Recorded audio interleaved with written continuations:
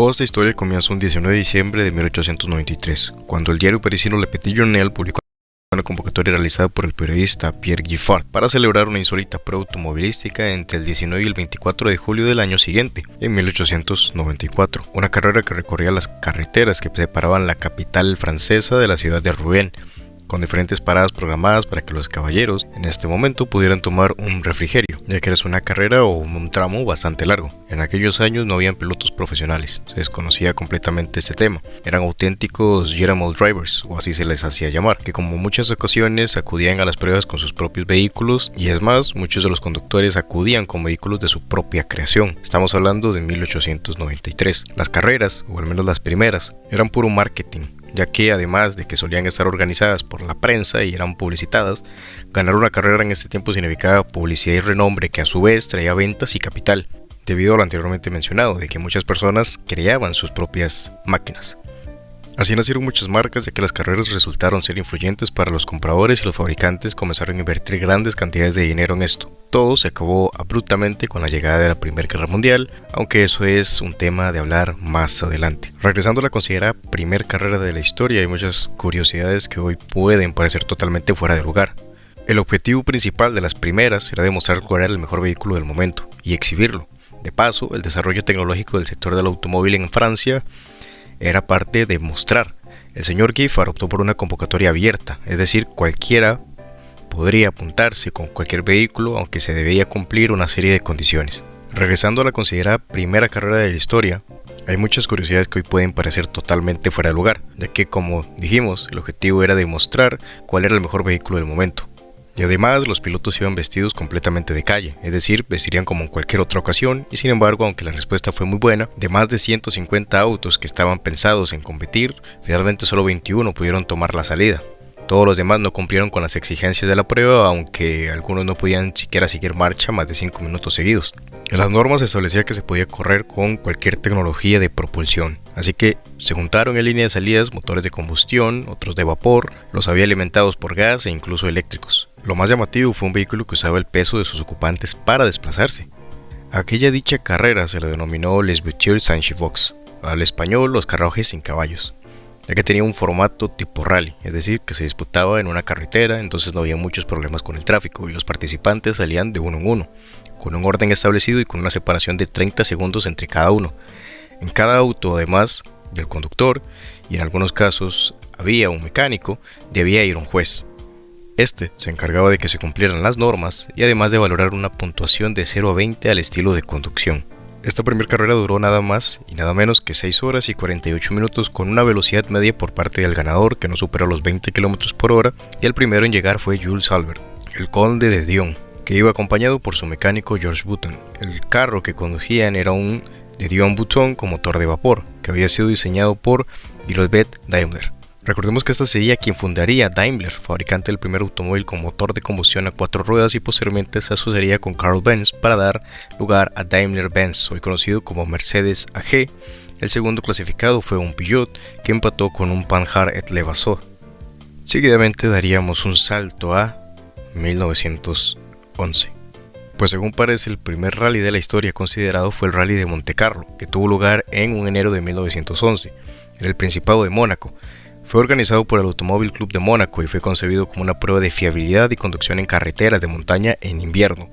La carrera se disputó en una distancia de 318 kilómetros, con salida y llegada en Montecarlo y atravesando los Alpes franceses. En esta primera edición, financiada por la Société Vans de Mer, 23 coches que participaban y formaban parte de ciudades europeas como París, Berlín, Bruselas, Bologne, Viena y Ginebra toman la ruta hacia Montecarlo. Desde la ciudad donde fue inscrito, cada competidor debería completar el trayecto según un trazado determinado. Hay que subrayar que en estos tiempos heroicos el automóvil, cruzar Europa en pleno invierno resultaba más que complicado. El ganador del primer rally de Montecarlo fue un piloto francés llamado Henri Ruger, que condujo un Tour-Jacquemery, y desde entonces el rally de Montecarlo se ha convertido en una de las competiciones más emblemáticas y prestigiosas del automovilismo mundial. Para este momento, el reglamento determina que hay una velocidad máxima impuesta. Los organizadores no quieren que su rally se convierta en una carrera de velocidad, pero entran en juego otros ciertos criterios como el kilometraje recorrido, el número de personas transportadas o el estado del vehículo a su llegada. También se conceden puntos por el confort de los pasajeros. Aplicado durante las primeras ediciones, este complicado reglamento, que además se basa en juicios subjetivos, suscita fuertes protestas de los competidores que se consideraban perjudicados con dicha y con justa razón. Estos desórdenes socavan el futuro de la prueba, que no se haría organizar durante 1913 o 1914. A esto claramente siguió la interrupción de la Primera Guerra Mundial, al final de lo cuales muchas personas pensaban que el Rally de Montecarlo estaba completamente enterrado. El renacimiento del rally. Sin embargo, este renace en 1924, de la mano de Antoni Nogues, hijo de Alexandre. Al año siguiente, las organizaciones de rally añaden una prueba adicional de recorrido de concentración que, con buen tiempo, resultó demasiado fácil. El 29 de marzo de 1925, durante una asamblea general extraordinaria que reunió a 150 miembros de la SAVM, el presidente Alexandre Nogues declaró: es preciso cambiar su título y denominarlo Automóvil Club de Mónaco, señalando que el deporte de la bicicleta tiende a escasear y el automovilismo está en un auge. Por lo tanto, la propuesta fue sometida a votación secreta y aprobada por 49 votos a favor y 5 votos en contra y una abstención. El ACM, además del Gran Premio de Mónaco que ha puesto en marcha Antoni Nogues en 1929, sigue organizando el Rally de Montecarlo con el paso de los años, y para aumentar las dificultades, varias pruebas esperan a los competidores a su llegada a Mónaco, incluyendo una que tendrá lugar en el circuito utilizado para el Gran Premio. Con la evolución del automóvil y la mejora de la red de las carreras, los organizadores tendrán que endurecer aún más el rally para mantener su selectividad. Así, el reglamento se modificará en numerosas ocasiones y se añadirían pruebas adicionales al recorrido de concentración, que tras la Segunda Guerra Mundial va perdiendo su papel selectivo. El trazado por las zonas de la montaña en el entorno de Niza será famoso y contribuirá a la reputación de Montecarlo. En los años 60 aparecieron las pruebas especiales, tramos cerrados al tráfico donde solo contaba la velocidad. Sin embargo, para no perjudicar a los autos menos potentes, la clasificación sigue teniendo en cuenta un índice que pone las prestaciones en perspectiva y permite que una máquina de baja cilindrada gane a un vehículo con una mayor potencia o un mayor caballaje. Este índice desaparece completamente a mediados de los años 60. La victoria es entonces para el equipo que haya conseguido los mejores tiempos en las especiales y que no haya recibido o haya tenido menos penalizaciones. El Rally de Montecarlo se convierte entonces en lo que conocemos hoy en día. Ha llegado a la época de la profesionalidad, con la llegada de apariciones de equipos y fabricantes y pilotos como autos de Mini Cooper, Citroën, Lancia, Alpine y Porsche. Empiezan a escribir sus leyendas. Los días de los General Drivers ya son completamente historia en este punto. Ahora los nombres que ocupan titulares son los de Paddy Hopkirk, Timo McKinnon, Rauno Altonen, Big Elford, Björn Waldergaard, Sandro Munari, Jean-Claude Andrew, entre otros. Y como tal, Antonio Zanini y Salvador Callejas, que eran copilotos por Juan Petisco y Daniel Ferrater, respectivamente, quienes situaron un Seat 124 1800 Grupo 4 en la tercera y cuarta plaza respectivamente en la edición de 1977. Hasta mediados de los 80, una serie de pruebas de velocidad marcaban el recorrido de rally después de la concentración: recorrido de clasificación, recorrido común y un recorrido final. Antiguo recorrido de montaña, los tramos especiales que se corrían en el llamado Arrière Pays-Nicois en los Alpes, Ardèche y Drôme, que dan prestigio al rally, lugares legendarios como el Col de Turini, Bourset en Andrés o Saint-Bonnet-Lefroy en Alto Loira, son puntos de encuentro de los aficionados que desafían el frío y la noche para oír el sonido de los motores de la rueda de clavos, desgarrando el hielo y nieve para sentir el alma del rally. Así, sonidos, imágenes, memorias van entrando a una época mediada de los 80s donde los monstruos serían el grupo B. Como vemos, es una historia de muchos años y posiblemente me esté saltando muchas partes o muchos datos importantes, ya que, como menciono, es una historia sumamente larga. Es importante mencionar el hecho de que seguramente casi que toda la parte la estamos enfocando en lo que es el Rally de Montecarlo, pero es seguramente por el mismo hecho de que este rally es uno de los más famosos, emblemáticos y uno de los principales, y como mencionamos y vimos, es el primer rally y el que sigue hasta la actualidad, y por ende es esto que se hace tanta deidad a este tramo o a este lugar específico que se sigue celebrando en el WRC actual. La historia es bastante larga y hay bastantes partes. que se pueden llegar a omitir a la hora de estar hablando de esta, haciendo hincapié en que la historia real empieza en 1911 y que sabemos que van a existir momentos en el 40-50, pero los verdaderos autos que se pueden llegar a considerar emblemáticos son los que empiezan desde el 60 hasta la actualidad. Sin embargo, al ser un video tan largo y quise dividirlo en varias secciones, voy a hacer una mención de los que me parecen los más importantes a destacar entre los que son los 60s y 70s e inicios de 80, ya que sabemos que después de esto sigue un grupo el cual sí merece un video únicamente para él. Pero antes de que existieran los famosos conocidos Grupo B o Grupo A y los siguientes WRC, existieron autos que fueron completamente emblemáticos, tales como por ejemplo los que haré mención y algunos que son infravalorados y que para mi parecer son sumamente importantes, y autos que sí tuvieron una repercusión importante en lo que fue la creación y el desarrollo de lo que hoy conocemos como el rally actual. Uno de los primeros autos que para mí me parece un carro que es sumamente importante es el Mini Cooper S. Era un auto de carreras, de rally, un carro sumamente pequeño pero muy poderoso. ¿A qué nos referimos con esto? Que el Mini Cooper S es una epítome de cómo un coche pequeño puede enfrentarse a vencer gigantes en el mundo del rally y del motor. A pesar de que tiene un tamaño bastante modesto, el Mini Cooper S de los años 60 demostró ser un competidor formidable en las pistas de rally, especialmente en los complicados tramos del rally de Monte Carlo, donde ganó en el 64, el 65 y en 1967. Otro importante histórico del rally es el Ford Escort. El Ford Escort, específicamente el MK1, es un verdadero ícono de la historia del rally. Es un vehículo que debutó en la competición finales de los años 60 y se destacó por su construcción ligera y su tracción trasera. El Escort MK1 ganó notoriedad en 1970 al obtener la victoria en el prestigioso Rally de Londres a México, una de las competiciones más duras de la época. Otro que no va a pasar sin pena y gloria es uno de los más importantes, el Alpine A110, un ícono francés en la historia de los autos antiguos del rally. El A110 es otro ejemplo de un auto que con un diseño ligero y ágil logró dejar una marca imborrable en la historia del rally. Ganador del primer campeonato mundial de rally en 1973, el A110 es recordado por su excelencia en cuanto al manejo y la capacidad para enfrentarse a competidores con mucho más poder de caballaje.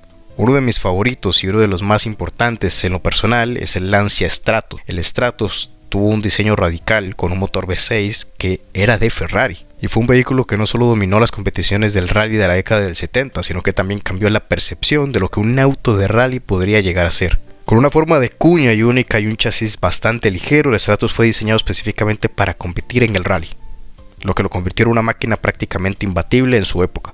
Este mismo auto destacó particularmente en el Campeonato Mundial de Rally, los primeros WRC, donde ganó 3 títulos consecutivos y donde ganó los constructores del 74 y del 76, logrando al final, en el grupo 4, del 74 al 81, 17 victorias. Un auto que es importante porque ha formado parte de circuitos y de carreras, pero que también fue importantísimo en el rally, es el Porsche 911. Un auto que tenía elegancia y compartía mucha potencia y que era uno de los más clásicos importantes del rally.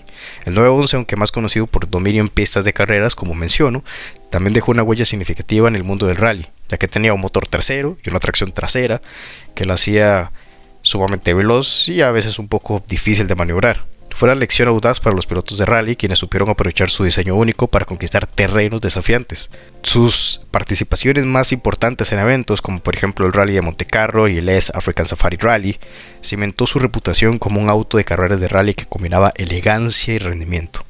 Hay otros autos de rally que para mi parecer son olvidados o infravalorados, que realmente necesitan saberse más de su historia. Autos que son del 70 o del 80 o del 60, que fueron ganadores incluso, pero que no son arduamente mencionados en la actualidad.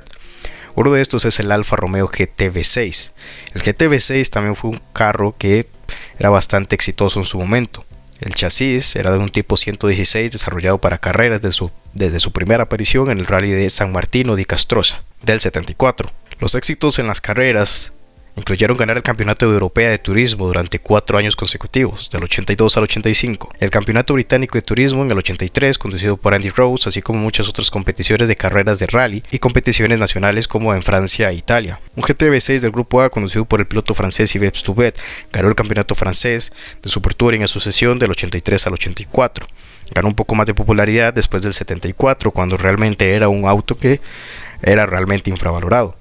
Otro de los infravalorados me parece que es el Fairlady Z o también llamado Nissan 240Z o Datsun 240Z. Desafió a los rallies mundiales para demostrar su alto rendimiento y era un auto que fue ganador absoluto de la 19 edición del Rally Safari de África Oriental en 1971.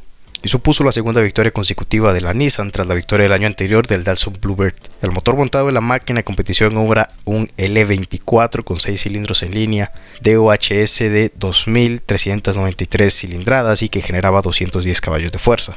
Otro importante es el Fiat 131 Abarth, un auto que tuvo 18 victorias en el grupo 4 del 76 al 81 antes de dar paso a lo que conocemos como el grupo B.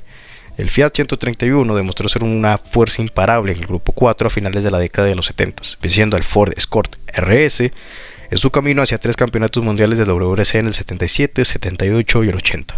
Finalmente, pero no menos importante, y uno de los que me parecen muy infravalorados y buenos, y uno que quiero hacer de mención importante, que no es tan infravalorado, pero que sí le da un paso a la siguiente etapa de la cual hablaremos más adelante, es el Peugeot 205 T16, un auto que logró 17 victorias en el grupo 4 del 74 al 81 y que fue el auto de rally que definió la era para pasar al grupo B, dominando contrincantes de la misma forma que lo había hecho anteriormente con el Audi A4 y el Lancia Stratos. Tras un año de construcción en el 84, era un superdeportivo de motor central construido específicamente para ganar los títulos constructores junto con los pilotos del 85 y 86 como Timo Salonen y Huda Hakkonen. Esos son autos que no pueden pasar sin pena y sin gloria y que son importantes mencionar, ya que construyeron lo que seguidamente conocemos como el grupo más importante o el más influyente y que la gente destaca porque las regulaciones de este grupo no eran las mejores y hubo mucho peligro y etcétera, pero que, como mencionó, este grupo necesita su propio video. Así que seguidamente se hablará del grupo B.